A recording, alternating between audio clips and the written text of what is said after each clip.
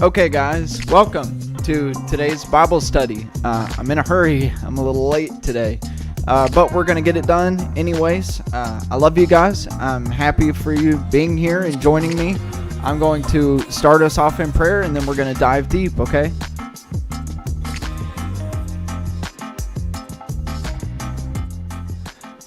Dear God, thank you so much for another day alive and on the earth. Thank you for all the many blessings that you've poured out on us.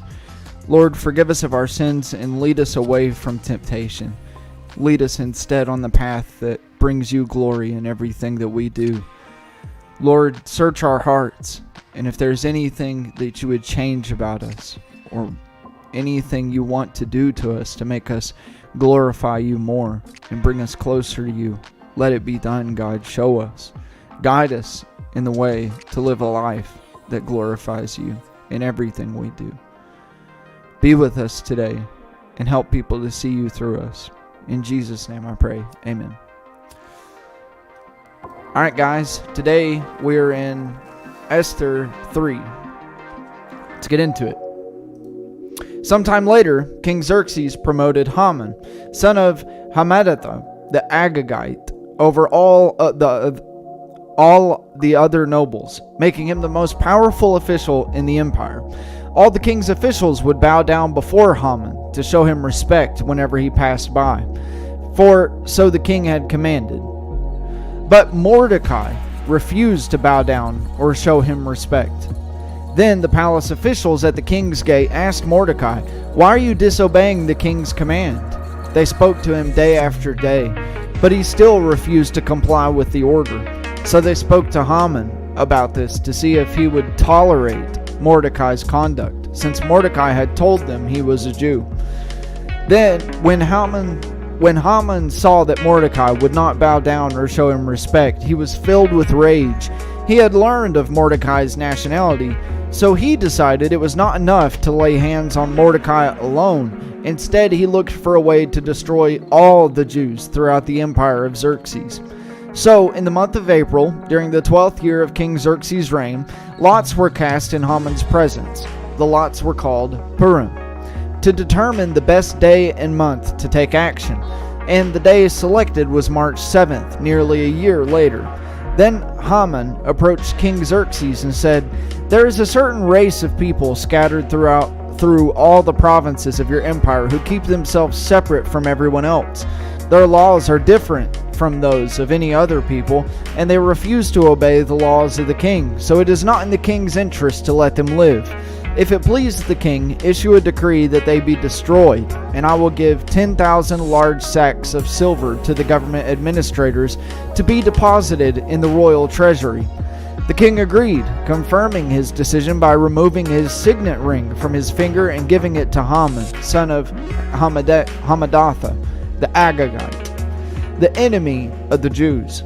The king said, "The money and the people are both yours to do with as you see fit." So on April 17th, the king's secretaries were summoned, and a decree was written exactly as Haman dictated. It was sent to the king's highest officers, the governors of the respective provinces, and the nobles of each province in their own scripts and languages. The decree was written in the name of King Xerxes and sealed with the king's signet ring.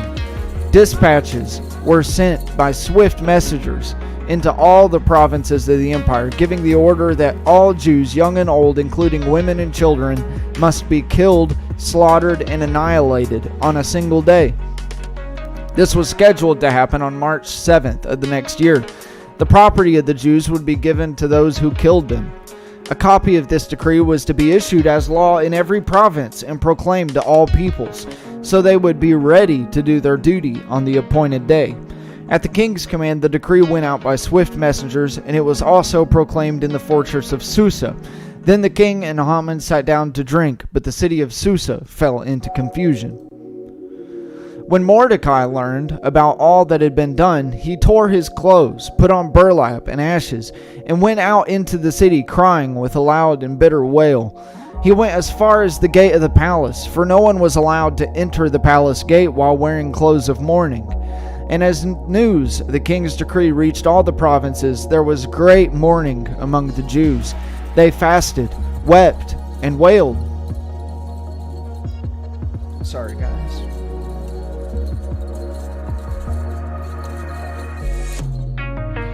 I just got an email from myself.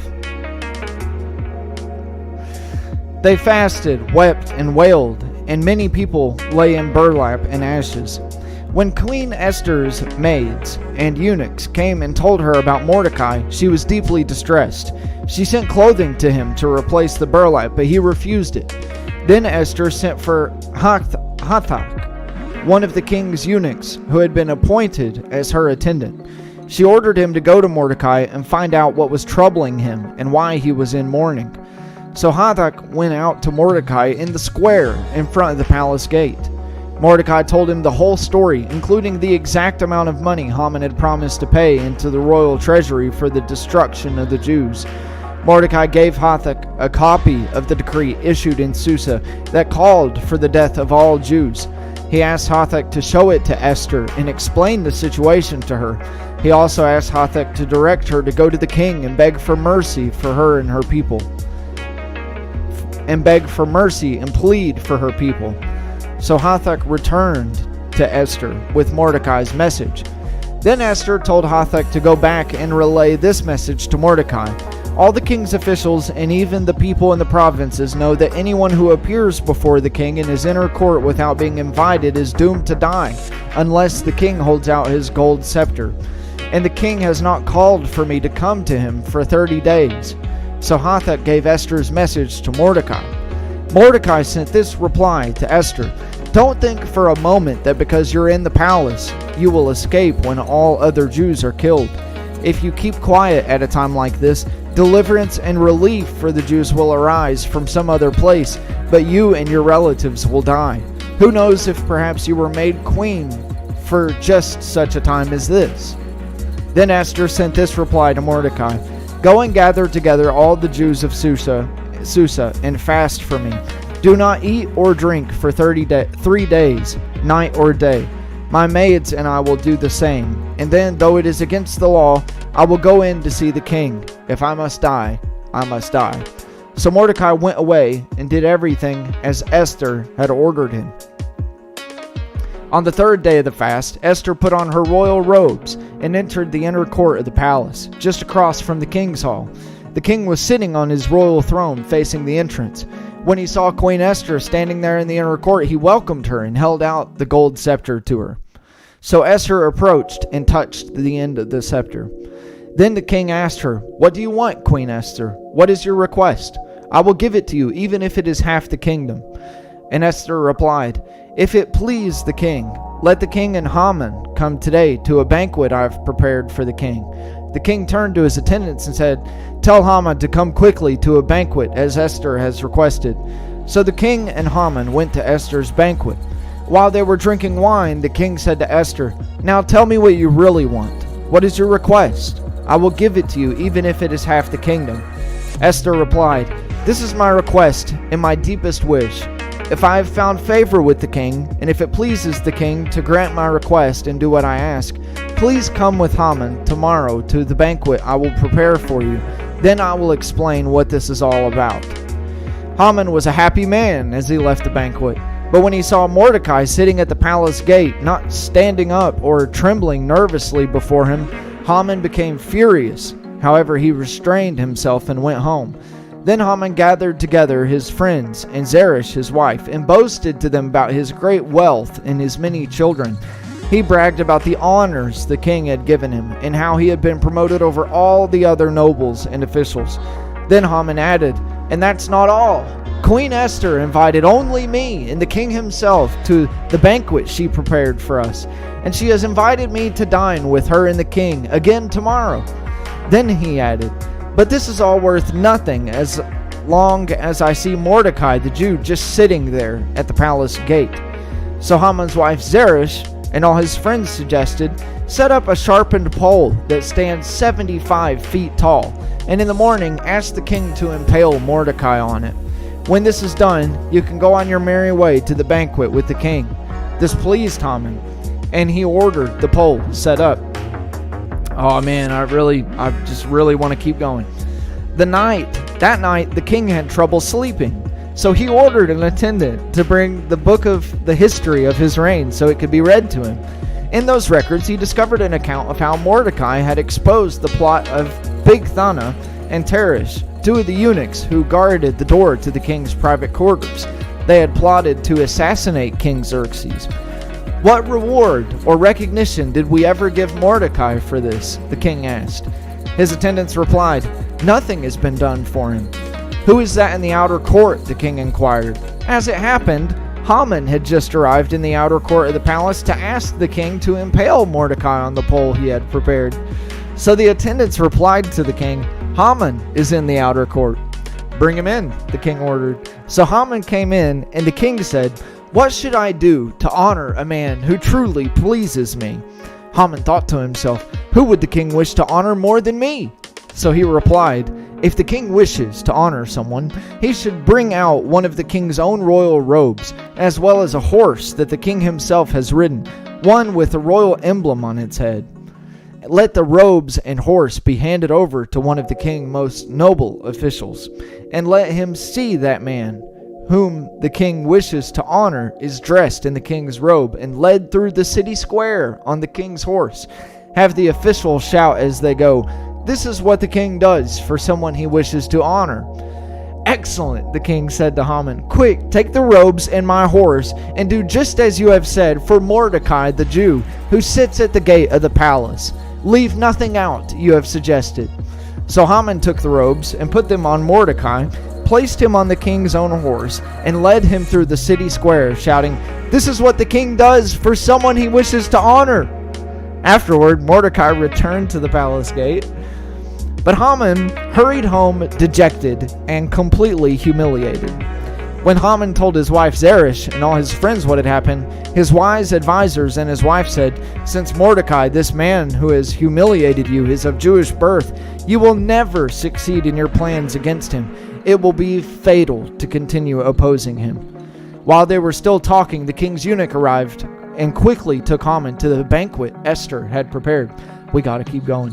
So the king and Haman went to Queen Esther's banquet. On this second occasion, while they were drinking wine, the king again said to Esther, "Tell me what you want, Queen Esther. What is your request? I will give it to you, even if it is half the kingdom."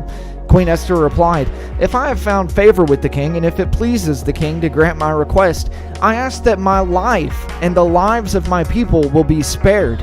For my people and I have been sold to those who would kill, slaughter, and annihilate us. If we had merely been sold as slaves, I could remain quiet, for that would be too trivial of a matter to warrant disturbing the king."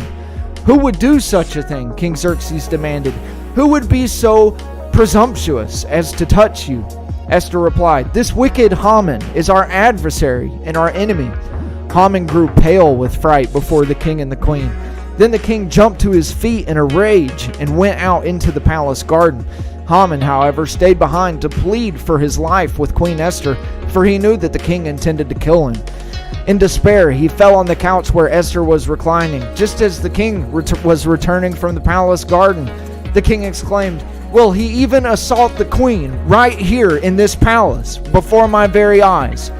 And as soon as the king spoke, his attendants covered Haman's face, signaling his doom.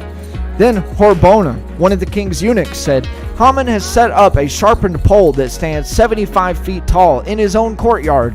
He intended to use it to impale Mordecai, the man who saved the king from assassination." "Then impale Haman on it," the king ordered. So they impaled Haman on the pole he had set up for Mordecai, and the king's anger subsided. One more. On that same day, King Xerxes gave the property of Haman, the enemy of the Jews, to Queen Esther. Then Mordecai was brought before the king, for Esther had told the king how they were related. The king took off his signet ring, which he had taken back from Haman, and gave it to Mordecai. And Esther appointed Mordecai to be in charge of Haman's property. Then Esther went again before the king, falling down at his feet and begging him with tears to stop the evil plot devised by Haman the Agagite against the Jews. Again the king held out the golden scepter to Esther, so she rose and stood before him. Esther said, "If it please the king, and if I have found favor with him, and if he thinks it right, and if I am pleasing to him, Let there be a decree that reverses the orders of Haman, son of Hammedatha, the Agagite, who ordered that the Jews throughout all the king's provinces should be destroyed. For how can I endure to see my people and my family slaughtered and destroyed?" Then King Xerxes said to Queen Esther and Mordecai the Jew, "I have given Esther the property of Haman, and he has been impaled on a pole because he tried to destroy the Jews. Now go ahead and send a message to the Jews in the king's name, telling them whatever you want and seal it with the king's signet ring.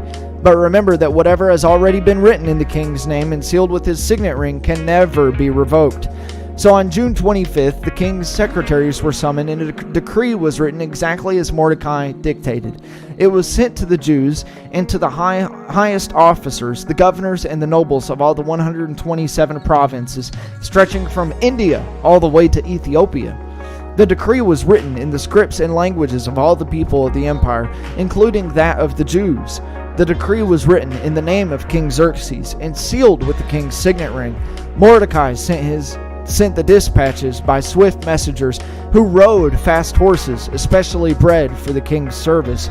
The king's decrees gave the Jews in every city the authority to unite, to defend their lives. They were allowed to kill, slaughter, and annihilate anyone of any nationality or province who might attack them or their children and wives, and to take the property of their enemies. The day chosen for this event throughout all the provinces of King Xerxes was March 7th of the next year. A copy of this decree was to be issued as law in every province and proclaimed to all the peoples, so that the Jews would be ready to take revenge on their enemies on the appointed day. So urged on by the king's command, the messengers rode swiftly on fast horses bred for the king's service. The same decree was also proclaimed in the fortress of Susa. Then Mordecai left the king's presence, wearing the royal robe of blue and white, the great crown of gold, and an outer cloak of fine linen and purple. The people of Susa celebrated the new decree. The Jews were filled with joy and gladness and were honored everywhere. In every province and city, wherever the king's decree arrived, the Jews rejoiced and had a great celebration and declared a public festival and holiday. And many of the people of the land became Jews themselves, for they feared what the Jews might do to them. That's all we got time for today. Love you guys. Great story. I'm excited to get back into it tomorrow. And by the way, this is still a historical book. This actually happened. It's super awesome. Love you guys. Bye.